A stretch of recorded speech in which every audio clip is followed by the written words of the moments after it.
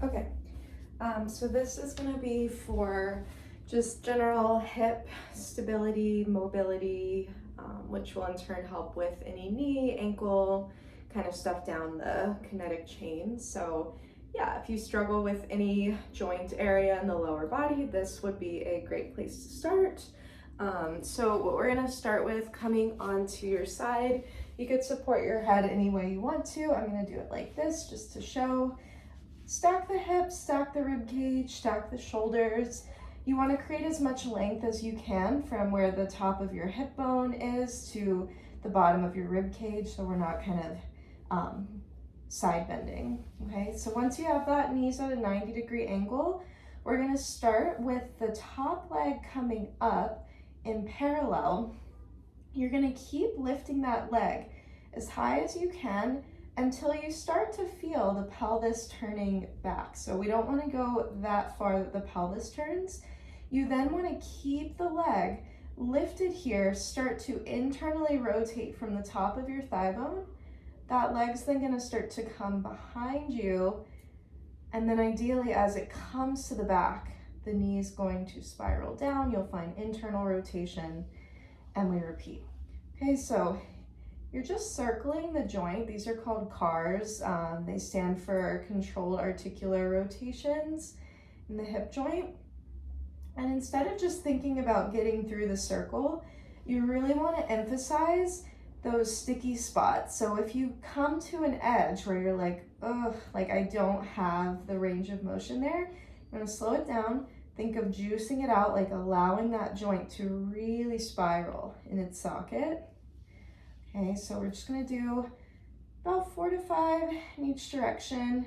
It's not really a set number, just kind of going to where you're still being intentional, getting the most out of it. And then going to the back, you press back, you really think about internally rotating. So that's where the inner thigh dials down. You keep that internal rotation and that press back through the thigh for as long as you can. It's my sticky spot. And then as the leg starts to come up, you'll externally rotate it. But again, we're in no rush. We're staying really curious, like where is the edge here? Where can I find just like tiny bit more rotation? Okay, and you just keep that going. Your own pace. You can do these standing up. You can do this on all fours, like quadruped, hands and knees.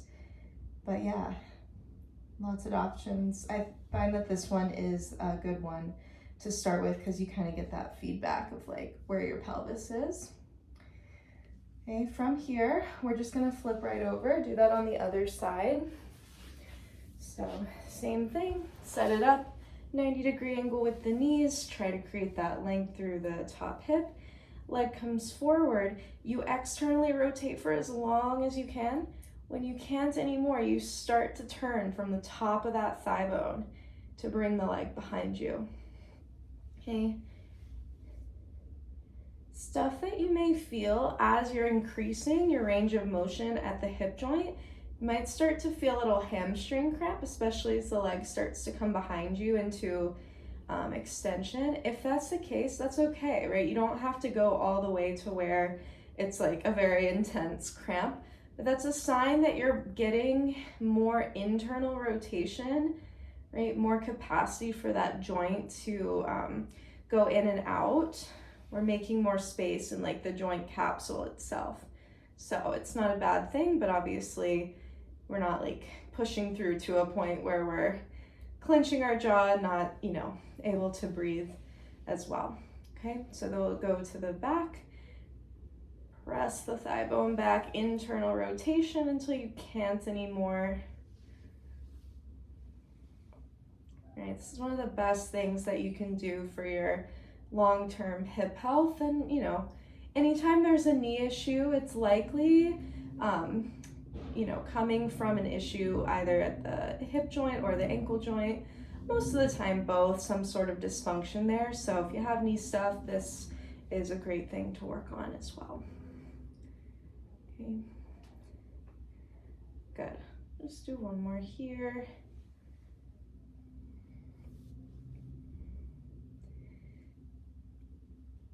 And then from here, you're going to come up to a kneeling position. I recommend padding the knees as much as you need to because we want there to be a level of comfort on the kneecaps themselves. But I'm gonna be on my mat. You're gonna bring the knees all the way together. So if you were looking at this from the front, it'd look like this. The feet all the way together as well. From here, we're gonna lift the feet up just a smidge. Begin to rotate the feet away from each other. So you just start to rotate as far out with the feet as you can, and then you'll close. Okay, so we find internal rotation at the thigh bones. Now, as you're doing internal rotation, what we're going for is a spread at the back of your pelvis. So think sacrum, that broad bone that lives just above the tailbone. You are going to think of spreading all the tissue at the back of the pelvis as you internally rotate. Okay, we add to this, you find that internal rotation. Again, go where your max range is right now. And then on this part, you want to keep your feet wide so they look like this. You're going to start to slowly hinge your hips back. We're increasing the internal rotation in the thigh bone. So your tailbone should be pointing back, not curling under like this for the most expansion. And then you shift forward. You can find that again, internal rotation. You're allowing tissue to spread at the back of your pelvis.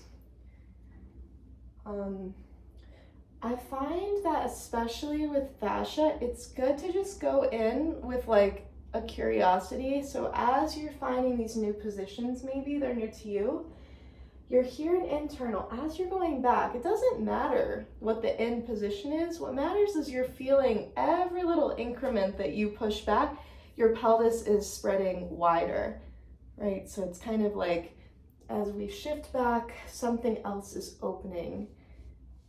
We only want to go as far back as we feel that opening still happening, okay? So what I mean by that is like, don't feel pressured to like sit back here if you don't feel this spread happening in the back of your hips anymore. Okay, just two more like this.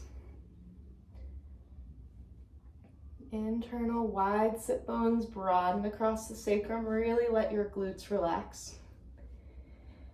Then from here, we are going to stand up. We're going to take this to a wall, any wall you have. Mine has this little awning situation, so I'm going to use that as my guide, but if you don't have this little crease here, you can just kind of, guesstimate about 3 to 4 inches max. Your foot is going up against the wall. So right now I have my outer right foot up against the wall. Your foot can be in more of a flex position, but I'm gonna kind of have it a little more relaxed just so I'm not like cramped in the toes. Otherwise, your feet are next to each other. Again, right foot's a little elevated, left foot is on the floor.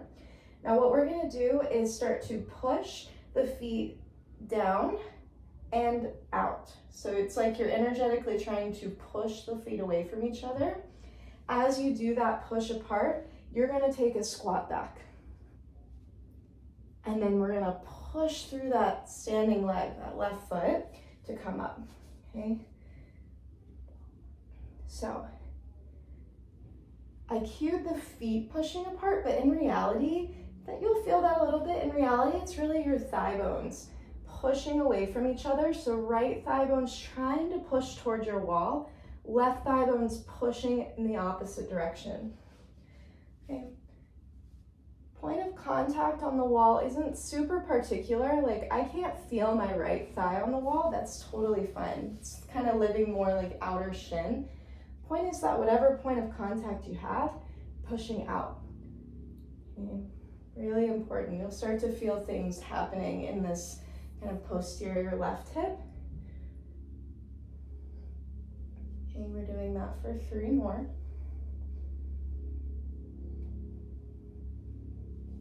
Good. For 2, press the legs apart, maybe 10% more than you did the last times. And 1, you stand up nice and tall. We're gonna continue working with the left leg as the standing leg. I'm gonna grab a roller just for balance. You could grab a chair. anything you've got, just something to hold on to. We're gonna take, again, standing on that left foot, right knee is gonna find a little bend behind us, so we're kind of pushing it back into a little extension. Now what you wanna do here is bend into your standing leg to start. You're then going to turn your pelvis to the front of your hip bones to the left, so towards your standing leg. We find this spread in the outer glute, okay? Now, this part, you start to straighten the leg. As you do so, you're gonna turn your hips in the opposite direction, kind of lift up that right knee like you're in like a fire hydrant position. We bend, we twist into the left thigh, finding internal rotation. We straighten and we open up the hips, okay? So I'll show it from the front as well. You keep this going, so you're really crossing the inner thighs. You're letting that left outer hip spread. Then you straighten the leg, turn your pelvis in the other direction. This one's tricky, so don't feel, frustrated if it's feeling awkward at first. It's a really great way to incorporate internal and external rotation in a more kind of functional standing way. We'll do this for 4. So these are external rotators, right? This is the stuff that kind of keeps our femur head more neutral, especially if you're someone who the femur likes to roll inward. If you have pressure on the inner knee, right, or the outer knee, could benefit from this a lot. Last 2.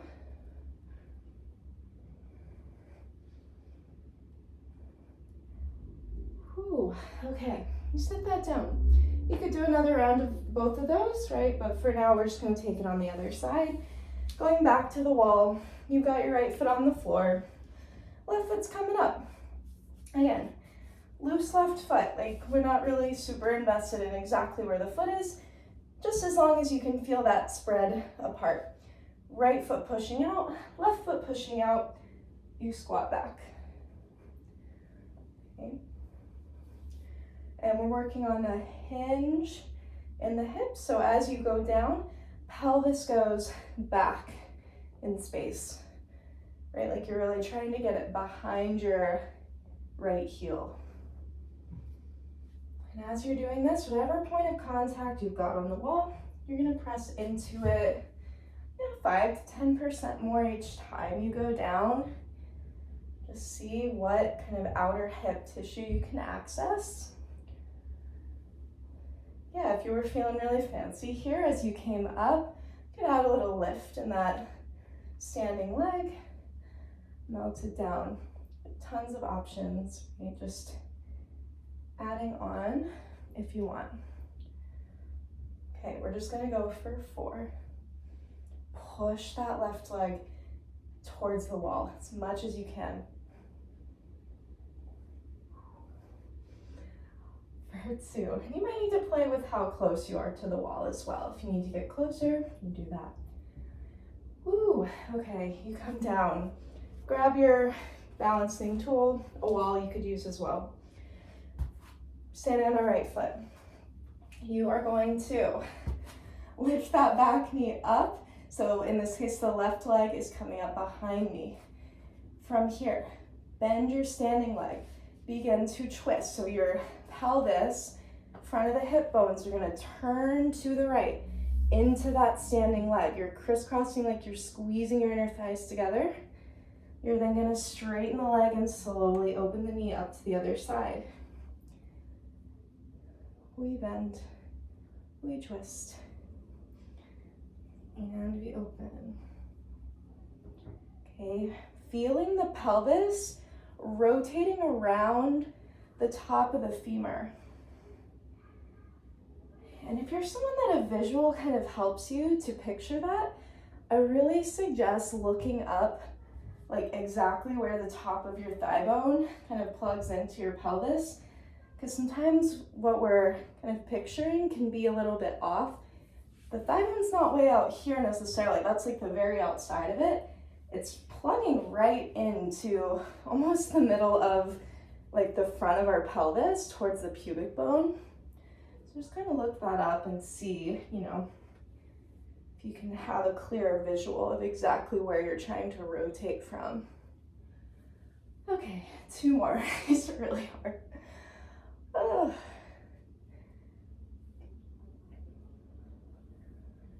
One more. And then from there, you step it down. All right, we shake it out. From here, let's kind of bring this out with a little hamstring floss situation. This is standing up. So again, you can use what you were working with to balance just a moment ago. You could use the wall. I'll use the wall for this. You're gonna take your right heel forward. Heel is down, toes are up. Back leg could be a little turned out if you need it to be, or the toes can face more forward. You'll kind of feel it out.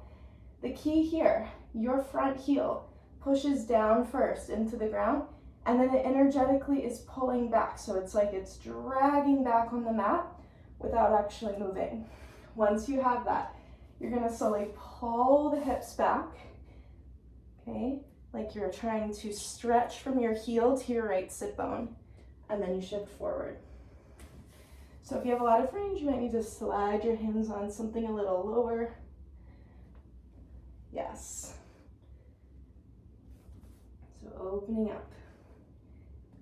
Back of the hamstrings, right? If those hamstrings have a lot of scar tissue, a lot of dense fascia, they can kind of tug on the pelvis in a way that's just not ideal for, you know, hips that feel really good. So we want to make sure those hamstrings have the ability to lengthen under this load, under this pulling of the heel back. We want to be able to engage them as we elongate them. You've got it for 3 more.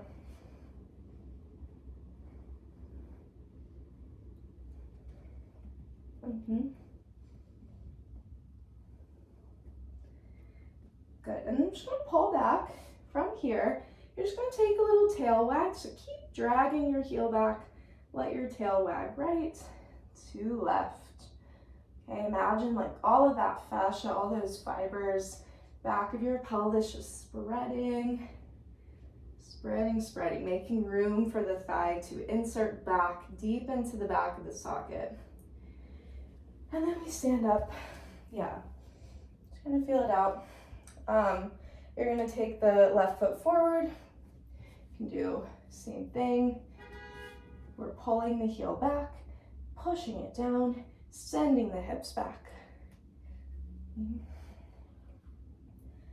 this might just be a me problem, but if you notice when you start to do stuff that involves like strengthening, especially in these new ranges of motion, if you notice things like stickiness in your low back, in your hips, in your hamstrings, use movements like this to think of kind of like wringing everything out. It's almost like as you kind of engage and traction back, you're flushing out any scar tissue that's living in these areas. But it also helps to think of like exaggerating the length in your tailbone. So really picture a long low back here as you go back, right? Trying to be very intentional about where the rest of your body is, that it's not sinking down, but there's a little, just a little life there, like a little levity in the joints. Yeah. And again, that may not be something you experience, but if it is, I know sometimes strength stuff can like cause me to get very sticky, right? And I just want everything to flow, the fascia to feel free and strong. You're gonna pull back, pause, keep dragging that heel back, again, wagging the tail. This is that moment. You've got the engagement, pulling the heel back, and just allow the pelvis to swing right to left. Maybe hug the ribs in if you're feeling any tension in that upper body. 2 more. Okay, just come out of it. From here, just come on back down to the ground. Did a lot for those hips, so we'll take forearms down to the mat. Again, just find a little hug up and in with the ribs. long tailbone behind you. You're gonna pull your elbows back on the mat and just start to find a slow floss, elbows dragging towards your knees, and then you'll press forward. Okay. So this is all that same tissue that connects down the back of your pelvis into your hamstrings, into your calves. So sometimes we can approach this from the upper body as well. And got this for 3, just a little interlude here. For 2. For 1, really pulling those elbows back. We're gonna shift forward, and then you're going to come to it's called a mermaid position in Pilates. This 90-90. I have my left leg in front, right leg turned in behind me. And from here, we're just gonna take a little kind of lift through the spine. You're gonna think of pressing this outer leg down. If your knee's not on the mat, don't worry about it. Maybe you prop your hips up on a bolster, a pillow, whatever you have. But yeah, if it's not down, you think of pressing through your points of contact that you have. So outer hip, outer ankle, do that. Hands can come wide. You're gonna press the front leg down. You're gonna think of going up and over your front leg, okay? Think of shortening through the inner thigh as your outer thigh, outer hip lengthens. You can come up, reset, press the leg down again. Think of reaching your low belly past your inner thigh. Think of really sticking that tailbone out behind you.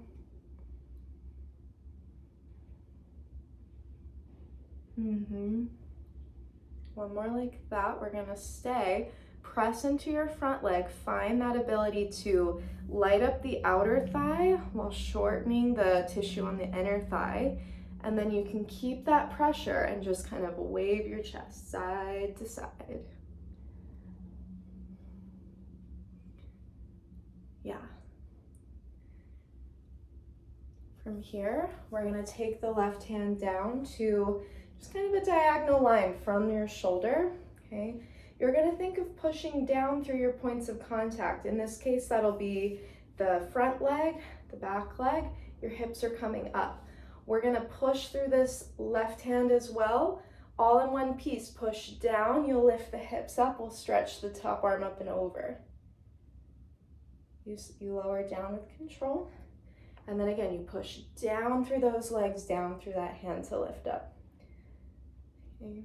Something is always pushing down so that we can really access the power of our fascia and not rely so much on just momentum fighting ourselves. We're pushing the ground away, and that allows our hips to float up with a little less strain.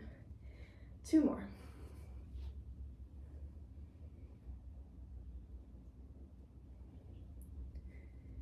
Okay.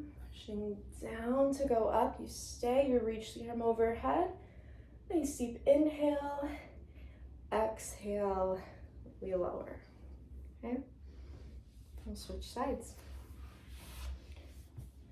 Okay, my right leg is in front, left leg is turned in. You're gonna press down. So this is active, very, very active stretch. Pushing down, hands go wide.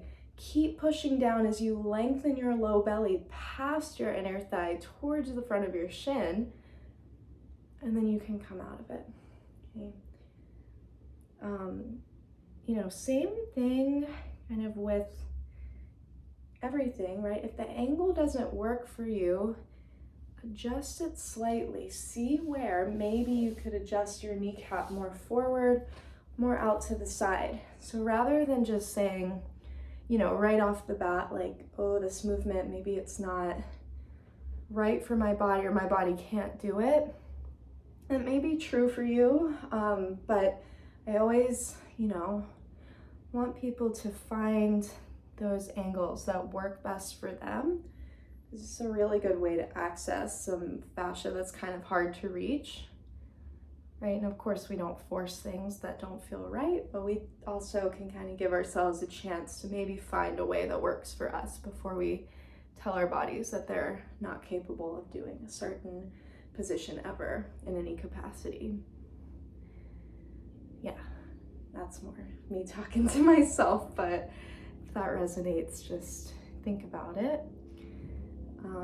You're gonna go down, you're gonna keep pressing that front shin into the floor, and then it's just a little swivel and sway, right? We push actively, should feel things in that outer hip, that outer thigh. Right, 2 more sways, or however many you wanna take, but I'll come out of it.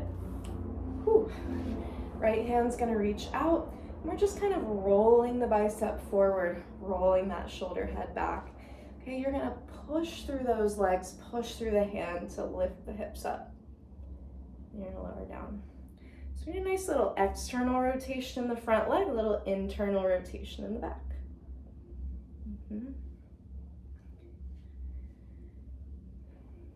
You go for 4. Pushing down to go up. Yeah, and if you're rocking this out, maybe you see, could I push down 10% more? Could I access a little bit more of that push-pull energy? Really tapping into how fascia wants to move, that push-pull, that constant opposition. Cool, last one. You're gonna lift up, stretch, take a big breath in, and exhale. All right, final little bit here. If you're still with me, you're gonna come onto your back. Little quad floss here. You're gonna take your legs up to the sky. Left ankle crosses over the right thigh, or over the right ankle rather. Grab the back of your right knee. So we got left ankle over the right. We're holding the back of our right knee. Your right foot's gonna try to kick up to the sky. Your left foot's gonna win and it's pulling it down towards your butt. Okay, and then you release to come back up. Right foot kicks to the sky and lift. You don't have to go at any particular speed. Take it slower, take it quicker. The goal is that you are resisting the entire range. So as that knee comes to a more flexed position, more bent, it's gonna be harder to keep that pressure of the ankle pushing up. So that's where you wanna really kind of tap in to that extra, eccentric contraction. Okay. You're gonna do it for 5. Just a quick floss for the quads. Good, for 3. For 2. For 1, we hold that same leg. You can set the left foot down. You're gonna hold the back of the right knee, thigh, whatever you can reach. You're gonna flex that foot. I want your intention to be heel is pushing up towards the sky, sit bone is reaching down towards the ground. And once you find that length through the back line of your leg, you're gonna try to circle through the right foot, okay? Keep an eye on your shin. We want the shin to ideally stay still here, so you can just isolate the ankle joint by itself. You could even hold your shin with your thumbs, right? Just to feel, is my shin rotating in and out as I do this? For this one, ideally, we don't really want so much movement in the shin. We want to see what capacity our ankle truly has without recruiting the shin rotation, right? And leave that tibia still. You're going to circle the other way. Same thing here. When you're circling around and you get to those spots, you know the spots where you want to just immediately get to the next part? Those are the ones that you need to stop and slow down and see how much more could I fill this circle. Yeah, good. All right, relax that foot. We'll take it on the other side. So this time you've got your left foot going up to the sky. Grab the back of that knee. Right foot's gonna cross over, and then from there, you're kicking left foot up, right foot drags you down, okay? So finding that length in the quad, If you want to play with some angles here, you can rotate your feet towards center, so kind of, in this case, turning them slightly to the right. Okay. You could also rotate them away from center, so kind of finding that internal rotation. I'm going to just play with the angles, find where you have the most scar tissue. That's going to be the part that's really, really difficult to resist. It might feel like quad is burning like crazy, but not in a way where you're just like doing a quad press or something, like in a different kind of like it's lengthening way. So you want to find that sweet spot where it's, you're feeling things, but not necessarily in a bad way. You've got it for 4. Maybe you speed it up, maybe you slow it down. Keep kicking that left ankle up to the sky. Last 2.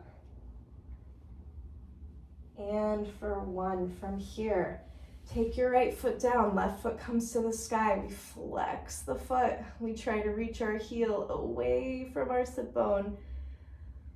And then you circle. I'm gonna put my thumbs right around the top of my shin, so I am being honest with myself. My shin is doing the rotation, or is it purely at the ankle? Okay. Yeah, there's something weird in this ankle today, but you know, we're just gonna observe. I don't know what's going on with that ankle, but that's why we do our cars. And then you'll go the other way. Again, find something funky, you just let yourself slowly move through it. See what range you have available without borrowing rotation from the tibia, from the shin. You go for 3, for 2, and for 1. Relax the legs down. Right, maybe just let the legs fall on the ground wherever you're at. Let the arms fall wherever you'd like. Maybe just give yourself a little heel rock. Just kind of shake all that out. The body find a little relaxation. Okay. From here, it'd be awesome to do a little legs up the wall situation if you have time. You can also just kind of be here. Let your breath travel down all the way through your diaphragm, through your belly, through your pelvis. Exhale, let your back body get heavier into the mat.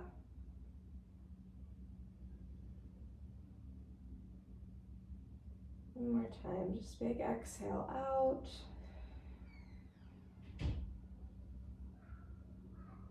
Yeah. All right, it's a lot of lower body joint work, so hope it was helpful in some way.